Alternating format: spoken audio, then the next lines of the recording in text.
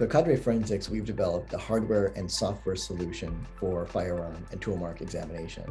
We have a hardware platform which incorporates the GelSight 3D photometric stereo sensor, and that allows us to measure the 3D surface topographies or 3D surface shape of our firearms evidence. How that works essentially is that the gel pad, which is a small piece of elastomeric squishy material, which is optically clear except for one side of that gel, which has a pigment embedded in it. And what the system does is it takes the evidence item, in our case a cartridge case, pushes it up against that pigmented layer, and then we image the surface of our evidence item through the gel pad.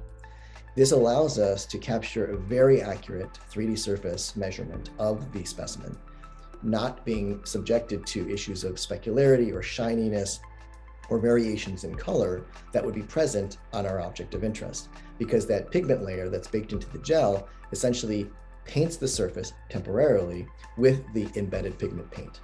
So that allows us to capture very quickly and very accurately a beautiful 3D surface measurement, even for materials like metals that are typically very challenging to capture.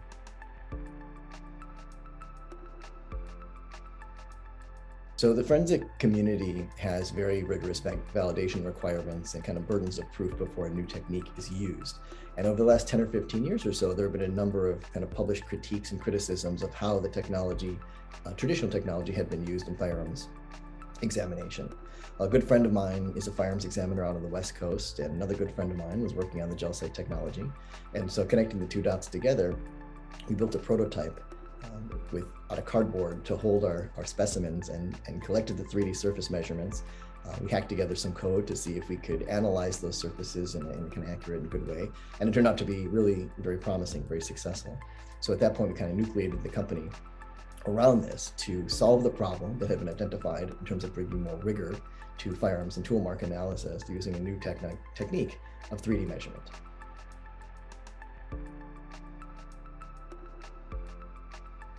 So the GelSight technology platform really gives us two main advantages for 3D surface metrology. The first is the speed and accuracy of the measurement. So within a minute, I'm getting a measurement that is as good or better than what other technologies would take in maybe 10, 20 minutes or so. So the speed and the quality of that measurement. And the second is the ability to acquire those measurements on a variety of materials. So for us, we measure on shiny metals, brass, nickel, that are very specular. And that pose a lot of challenges to other types of technologies. Historically, collecting accurate measurements on specular or shiny surfaces is maybe not even possible. You would have artifacts that would be introduced, dropout pixels, or erroneous measurements on those surfaces. So GelSight really addresses both that speed and accuracy issue and allows us to get an accurate measurement of a shiny surface very quickly.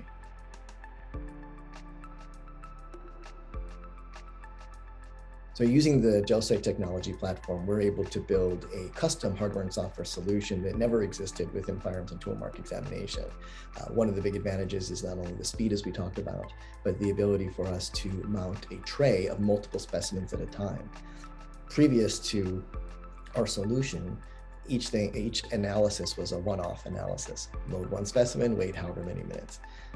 Load another specimen, wait however many minutes.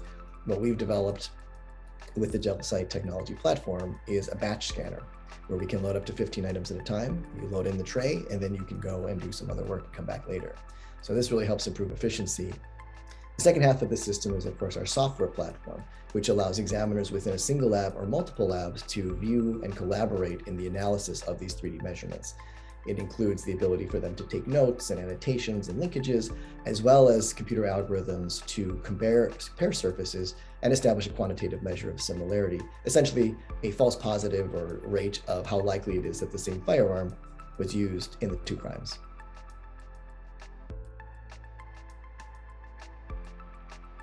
So the forensic community has really rigorous validation requirements. So you need to have peer-reviewed publications and large validation studies implemented and completed before you can actually take a technology and actually start using it within casework. Of course, we want to make sure that nothing ends up in the courtroom that's not accurate. So over the last several years, we've identified a number of studies. We've completed studies. A number of our customers have completed studies, and we've demonstrated excellent performance in real-world situations and with real-world large data sets. So as a result of that, a number of city state and federal labs are now using our technology in routine everyday casework. And at least in a few of the situations, it has allowed those labs to reach conclusions for which it was previously not possible. And some of the first cases that have been analyzed using our technology are making their way into the courtrooms right now.